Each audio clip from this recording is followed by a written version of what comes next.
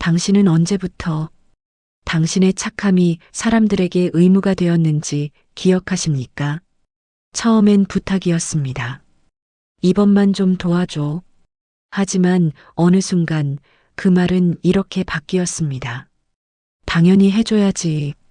그때 당신 마음 어딘가가 조용히 부서졌다는 사실 혹시 기억하십니까? 참았습니다. 말하지 않았습니다. 괜찮다고 스스로를 속였습니다. 그렇게 살아온 세월이 길어질수록 당신 옆에는 고마워하는 사람보다 기다란 요구만 남았습니다. 혹시 지금도 누군가의 짐을 대신 들고 계십니까? 그리고 그 짐이 당신 인생을 조금씩 무너뜨리고 있다는 사실을 아직도 눈치채지 못한 채 말입니다. 이 영상은 그런 사람만을 위한 자리입니다. 착하게 살았는데 왜 인생이 더 힘들어졌는지 평생 묻고도 답을 듣지 못한 사람들 말입니다. 그 질문에 대한 답 오늘 여기에서 찾아가겠습니다. 지금 마음 한 곳이 뜨끔했다면 여기에서 멈추지 말고 계속 시청해 주십시오. 그리고 잊지 마십시오. 이 채널을 구독해 두는 일은 당신의 마음이 다시 무너지지 않도록 밑돌을 하나 더 받치는 일과 같습니다. 새벽입니다. 숲에는 안개가 낮게 깔렸습니다. 연못 위로 바람이 스치며 잔물결 위로 잃어버린 마음처럼 흔들림이 번집니다. 오래된 나무 아래 부처님이 앉아 계십니다.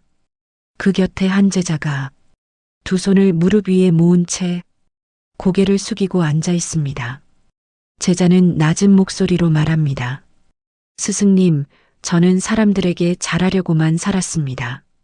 그런데 마음이 점점 말라갑니다. 착하게 살았는데 어려움만 남습니다.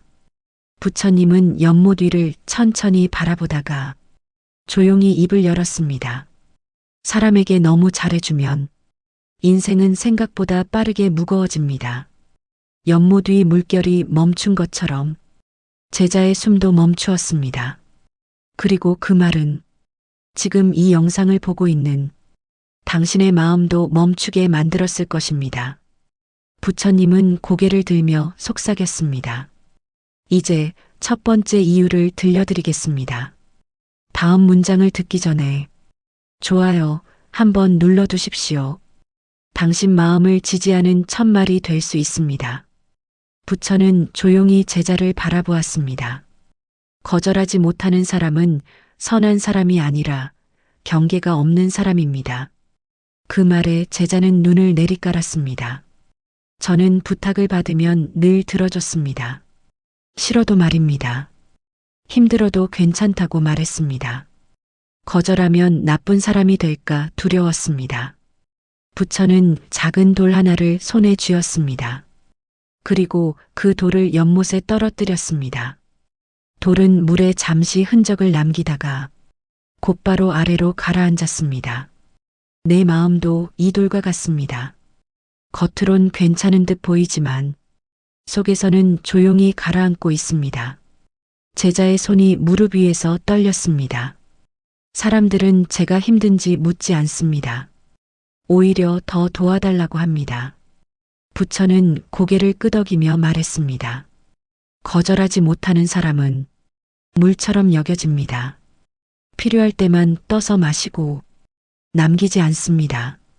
고마움도 남기지 않습니다. 제자는 숨을 들이쉬었습니다. 머릿속에는 가족의 얼굴이 떠올랐습니다. 자식의 요구, 엄마는 해주잖아. 형제의 부탁, 내가 좀 대신 해줘라. 직장의 업무, 어차피 너는 거절 안 하잖아. 처음에는 고마워했습니다.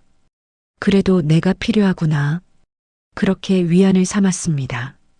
하지만 어느 순간부터 그들의 시선은 바뀌었습니다.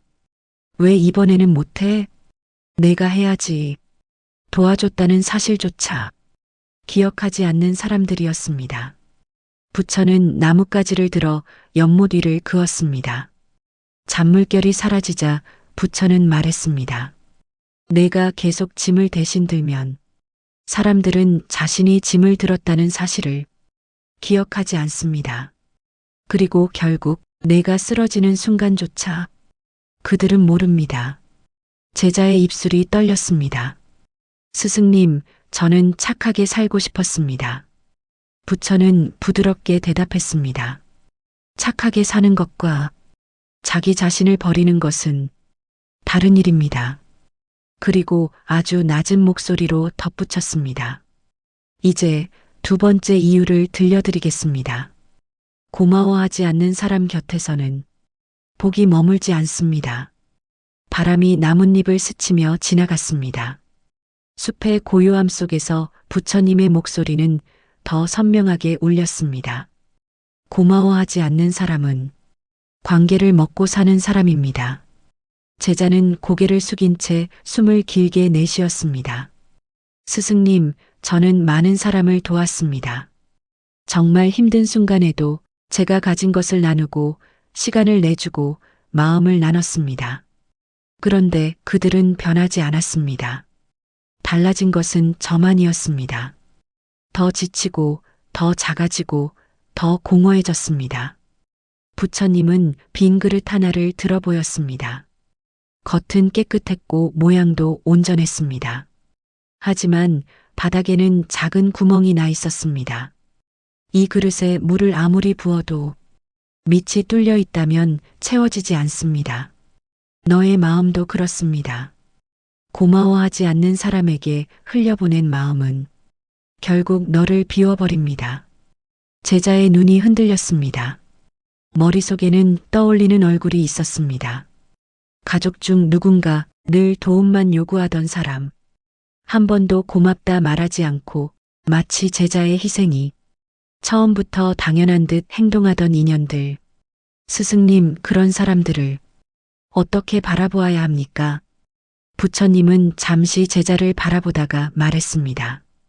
고마움은 인연을 이어주는 끈입니다. 그 끈이 끊긴 인연은 언젠가 반드시 원망으로 변합니다. 내가 지쳐있는 이유는 받음이 없는 곳에 계속 주었기 때문입니다.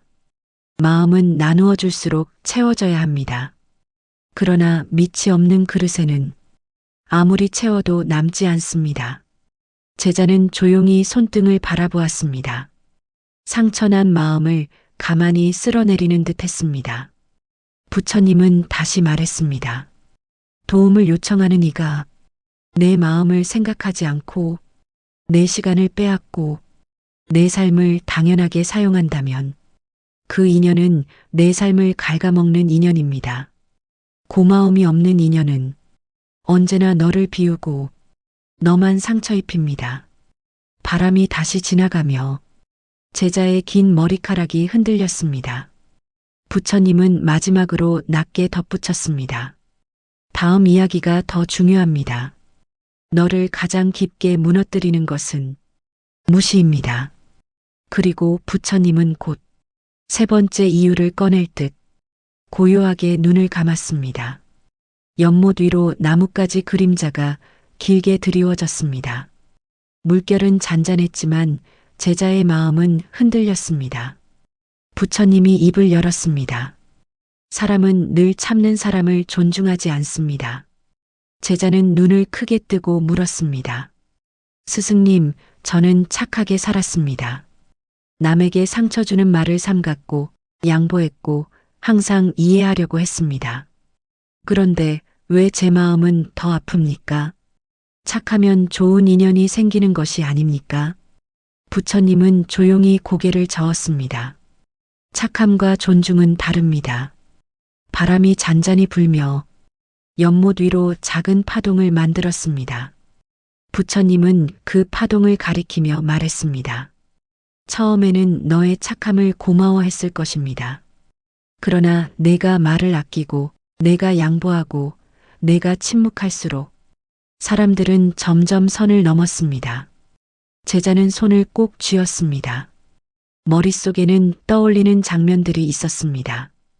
가족 모임에서 항상 먼저 자리 정리하고 음식 준비하던 자신, 늘 고생하는데 누구도 고맙다 말하지 않던 기억, 직장에서 일을 떠맡아도 수고했다는 말 대신 이것도 해줘라고 던져지던 순간들.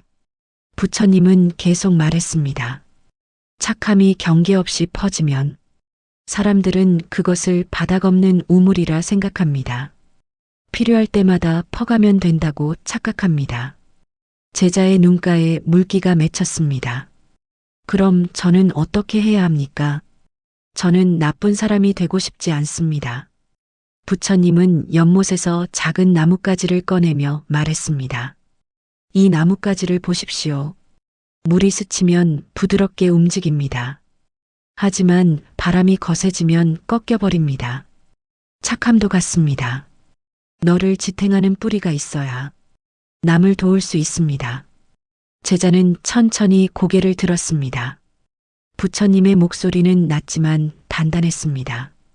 말하지 않는 선함은 결국 사람들로 하여금 너를 무시하게 만듭니다. 숲속 새 한 마리가 날아갔습니다. 멈춰있던 공기가 움직였습니다. 부처님은 마지막으로 말했습니다. 이제 네 번째 이유를 들려드리겠습니다. 희생은 때로 집착이 됩니다. 그리고 부처님은 조용히 눈을 감으며 다음 이야기를 준비했습니다. 숲속의 공기가 한층 더 고요해졌습니다. 바람조차 잠든 듯 온 세상이 숨을 멈춘 것 같았습니다. 부처님이 천천히 말을 이었습니다. 희생은 아름답습니다. 하지만 그 희생이 스스로를 버리는 방식이 되면 그 순간부터 희생은 복이 아니라 너를 갉아먹는 집착이 됩니다. 제자는 고개를 숙였습니다. 그의 목소리는 떨리는 듯 작게 흘러나왔습니다. 저는 가족을 위해 제 삶을 밀었습니다. 자식이 커갈 때, 남편이 힘들 때, 부모님이 아플 때, 저는 제 마음을 뒤로 밀어두었습니다. 제가 하고 싶던 일도 멈추고, 제가 원하던 시간도 버렸습니다. 그게 옳은 줄 알았습니다. 부처님은 멀리 길을 지나가는 한 사람을 가리켰습니다. 그 사람은 커다란 짐을 쥐고 있었고, 어깨는 이미 기울어져 있었습니다. 짐을 오래 지면 어깨가 먼저 무너질 것 같지요. 하지만 아닙니다. 먼저 무너지는 것은 마음입니다. 제자의 손이 무릎 위에서 굳었습니다. 그 말이 날카롭게 가슴을 스쳤습니다. 스스로를 뒤로 미루는 삶은 오늘을 포기하며 내일을 기다리는 삶입니다. 하지만 내일이 온다고 잃어버린 오늘이 돌아오는 것은 아닙니다. 부처님은 조용히 연못을 바라보았습니다. 물 위에 비친 하늘은 고요했지만 그 아래의 물은 깊고 어두웠습니다. 너의 희생이 어디로 흘러갔는지 내가 기억하고 있습니까? 감사와 사랑으로 돌아왔습니까? 아니면 아무도 모르는 곳에 사라졌습니까? 제자는 한숨을 삼켰습니다. 그는 결코 자신을 위해 울어본 적이 없었습니다. 부처님은 눈을 감으며 말했습니다. 희생은 나를 태워 세상을 밝히는 촛불이어야 합니다. 하지만 지금 너의 희생은 너를 태우기만 하고 아무도 밝히지 못하고 있습니다. 숲의 공기가 다시 흔들렸습니다. 어디선가 먼 종소리가 들린 듯 했습니다. 부처님은 마지막으로 조용히 단정했습니다. 너의 희생이 집착으로 변하지 않으려면 먼저 너를 돌보아야 합니다. 너를 돌보지 않는 희생은 언젠가 폭발하여 누구의 행복도 지키지 못합니다. 그리고 부처님은 고개를 들며 낮게 속삭였습니다. 다섯 번째 이유는 이것보다 더 아픕니다. 그 이유는 너의 복이 어디로 흘러가고 있는가에 대한 이야기입니다. 바람이 방향을 바꾸며 숲의 잎사귀가 한쪽으로 쓸렸습니다. 부처님은 그 바람의 흐름을 잠시 바라보다가 낮게 말했습니다. 모든 인연이 머물 자리는 아닙니다. 제자는 눈을 들었습니다. 그 문장은 너무 단순했지만 마치 오래 묵은 마음의 먼지를 털어내는 듯 했습니다. 스승님, 그럼 끊어야 할 인연도 있습니까? 부처님은 천천히 고개를 끄덕였습니다. 내 삶에서 당연함을 입은 인연이 있다면 그 인연은 이미 경계선을 넘은 것입니다. 너의 시간을 쓰고 너의 마음을 빌려 쓰면서 너의 고단함을 헤아리지 않는 인연. 그곳에 복은 머무르지 못합니다. 제자의 눈에 스친 그림자는 과거의 기억을 불러왔습니다. 늘 불평만 하던 가족, 도움을 받아도 감사 대신 불만을 말하던 사람, 너는 원래 해주는 사람이라며 기대와 요구를 쌓아두던 인연. 부처님은 연못 가장자리에 떨어진 낙엽 하나를 들어 올렸습니다. 낙엽은 이미 물을 머금어 힘없이 찢어질 듯 했습니다. 복은 머물 자리를 찾습니다. 늘 불평하는 사람 곁에는 복이 오래 머물지 않습니다. 너의 마음이 말라가고 너의 온기가 사라지는 자리는 복의 자리가 아닙니다. 부처님은 제자를 바라보며 더 단단하게 말을 이었습니다. 너를 지치게 하는 인연, 너를 줄어들게 만드는 인연, 너를 사라지게 만드는 인연. 그 인연을 위해 너의 복을 쓰고 있다면 너는 삶을 잃고 있는 것입니다. 제자는 조용히 손을 쥐었습니다. 그는 평생 좋은 사람이고 싶었습니다. 그래서 모든 인연을 붙잡았습니다. 끊어내면 죄가 될 것 같았고 거리를 두면 나쁜 사람처럼 느껴졌습니다. 부처님은 고요하게 연못 위에 손가락을 대었습니다. 물결이 아주 작은 파동을 만들고 다시 사라졌습니다. 물은 흘러야 썩지 않습니다. 인연도 그렇습니다. 멈춰선 관계는 언젠가 썩어 너의 마음을 병들게 합니다. 제자의 눈이 서서히 흔들렸습니다.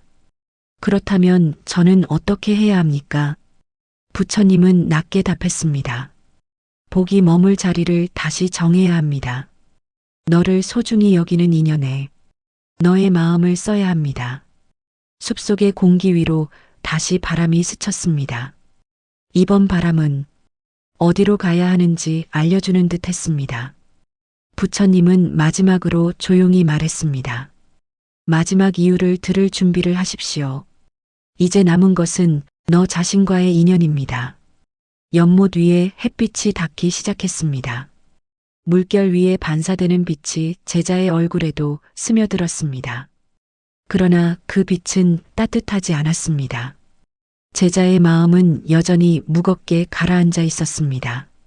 부처님은 천천히 제자를 바라보았습니다. 스스로를 뒤로 미루는 삶은 결국 인생 전체를 잃게 됩니다. 그 말은 칼처럼 제자의 마음을 스쳤습니다. 제자는 눈을 감았습니다.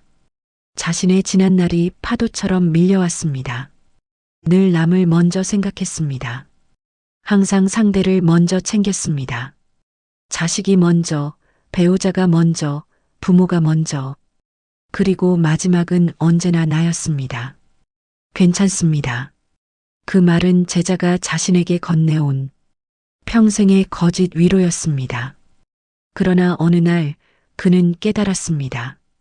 힘든 날에 누구도 곁에 없었다는 것을. 자신은 모두의 편이었지만 아무도 그의 편은 아니었다는 것을. 부처님은 단정하게 말했습니다. 자기 자신을 존중하지 않는 사람을 인생도 존중하지 않습니다. 제자의 호흡이 흔들렸습니다. 스승님, 저는 제 자신을 잃어버렸습니다. 부처님은 연못에 손끝을 대었습니다. 그 작은 움직임에도 물결은 잔잔히 일어났습니다. 너를 한 번도 살피지 않은 삶이라면 지금의 너는 살고 있는 것이 아닙니다. 단지 버티고 있을 뿐입니다. 제자는 조용히 고개를 들었습니다.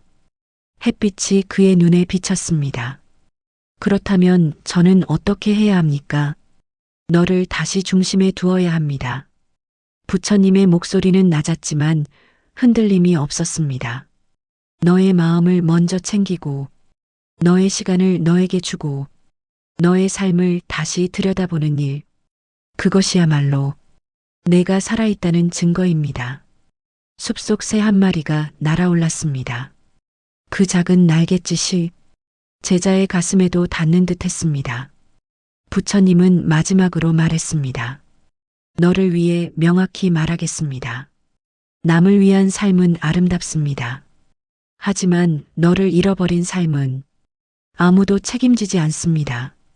너를 지키십시오. 그래야 비로소 인생도 너를 지키기 시작합니다. 숲의 바람이 멈추고 연못 위에 물결이 잦아들었습니다. 부처님은 오래된 나무 아래에서 제자를 바라보며 마지막 말을 전했습니다. 착함을 버리라는 말이 아닙니다. 자기 자신을 버리지 말라는 말입니다. 그 문장은 조용했지만 심장을 깊게 울리는 종소리처럼 퍼졌습니다. 부처님의 시선은 화면 너머 지금 이 영상을 보고 있는 당신을 향해 있는 듯 했습니다. 여러분 곁에도 있습니까? 고마워하지 않는 사람, 당연하게 여기며 계속 요구만 하는 인연. 당신의 마음을 들여다보지도 않으면서 당신의 시간과 에너지를 가져가는 사람들. 혹시 그 인연들 사이에서 당신은 조용히 사라지고 있지 않습니까? 말하지 못해 울었던 밤, 괜찮다고 말하며 스스로를 달래던 날들. 그 많은 순간을 누구에게도 말하지 못했던 이유는 그래도 내가 참아야지. 그 오랜 믿음 때문이었을 것입니다. 하지만 이곳에서는 당신이 참지 않아도 괜찮습니다. 이 영상 아래 댓글이라는 작은 공간에 당신의 마음을 남겨도 괜찮습니다. 이곳에 글을 남기는 일은 누군가에게 기대는 약한 행동이 아니라 당신 스스로에게 나는 여전히 살아있다 라는 증명을 남기는 일입니다. 댓글은 당신이 혼자가 아니라는 가장 간단한 증거가 됩니다. 그리고 누군가의 아픔이 당신의 아픔을 위로하게 될 수도 있습니다. 부처님은 마지막으로 말했습니다. 복은 머물 자리를 찾습니다. 오늘 하루 잠시 멈추어 생각해 보십시오. 내 마음이 지켜져야 할 자리는 어디인지, 내가 되찾아야 할 것은 무엇인지, 그리고 누구를 위해 살고 있는지. 이 영상이 끝났다고 당신의 이야기도 끝나는 것은 아닙니다. 오히려 이제 시작입니다. 당신이 마음을 되찾는 첫걸음, 그것이 바로 지금입니다. 잠시 숨을 고른 뒤 댓글에 남겨보시겠습니까? 지금 당신이 지치고 있는 관계, 당신이 다시 찾고 싶은 마음, 당신이 누구도 모르게 삼켰던 말들, 이야기를 꺼내는 순간 당신의 삶은 이미 달라지기 시작합니다.